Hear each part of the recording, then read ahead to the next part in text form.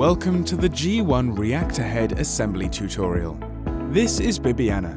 She is going to show you how to assemble the reactor head of the G1 nanoparticle generator.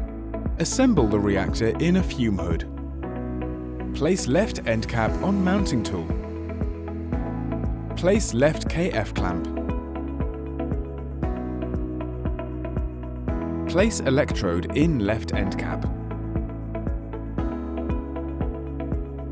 Place KF part with viewport.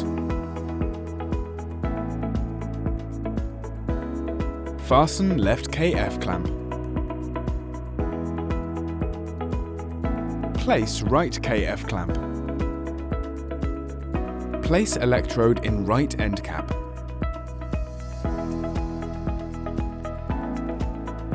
Place right end cap on mounting tool.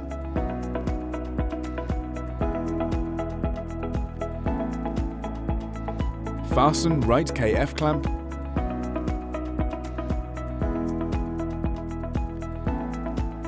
Take reactor head to the G1 and mount it to base unit.